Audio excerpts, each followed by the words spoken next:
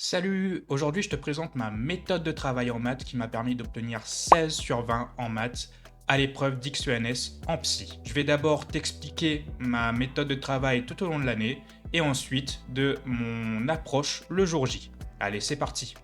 Pour réussir en maths, j'ai adopté une stratégie simple.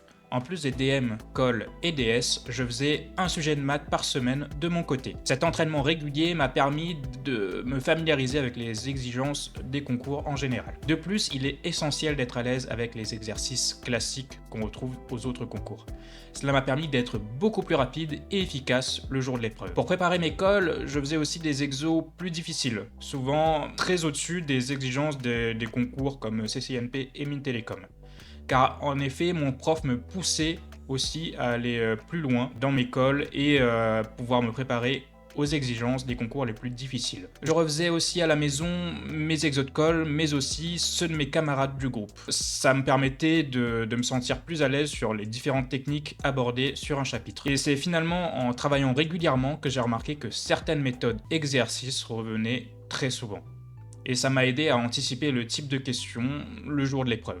J'y reviendrai un peu plus tard. Cette méthode de travail régulière m'a permis d'être dans le top 3 de ma classe en maths, dans une prépa moyenne. En effet, à chaque DS, j'obtenais entre 18 et 20 sur 20, car je gapais les autres élèves de ma classe, et donc le prof ne pouvait pas me donner plus. De plus, certains sujets étaient tellement classiques que je les connaissais par cœur et pouvais les refaire les yeux fermés.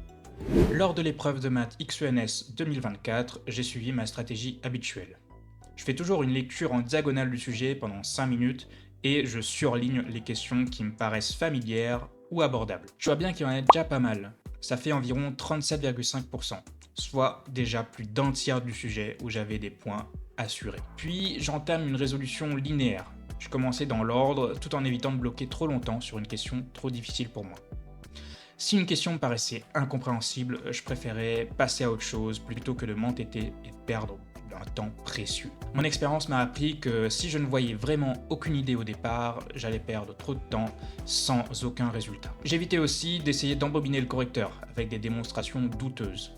En effet, un raisonnement clair avec des transitions logiques comme donc, ainsi, on en déduit vaut mieux que des démonstrations pourries qui te font perdre un temps encore une fois très précieux. J'évitais aussi le mélange de symboles et de texte, ce qui est extrêmement mal vu quand on corrige une copie. De plus, en entamant une question, je notais sur mon brouillon les idées qui me venaient, sans jamais me censurer. Et je les parcourais dans l'ordre logique, c'est-à-dire de la plus pertinente à la moins pertinente, avec mon bagage que j'avais lors de mon année de préparation au concours. Enfin, quand il me reste environ 1 heure avant la fin de l'épreuve, je lâche tout et je vais récupérer les points en fin de sujet.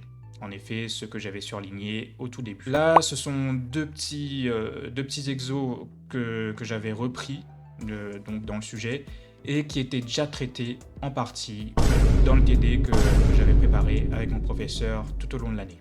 Et petite anecdote, dans le rapport du jury, ils disent que ces questions-là n'ont été traitées que par les très bonnes copies, ce qui en dit long sur l'avantage que j'avais par rapport aux candidats moins préparés. Pour conclure, cette stratégie m'a permis d'optimiser mon travail et de faire un très bon score à l'épreuve de maths XENS 2024. Il faut être régulier et connaître les exercices qui tombent souvent. Et surtout, d'éviter de perdre du temps inutilement le jour de l'épreuve. Si cette vidéo t'a plu, n'hésite pas à liker, à t'abonner et à commenter. Sur ce, je te dis à la prochaine.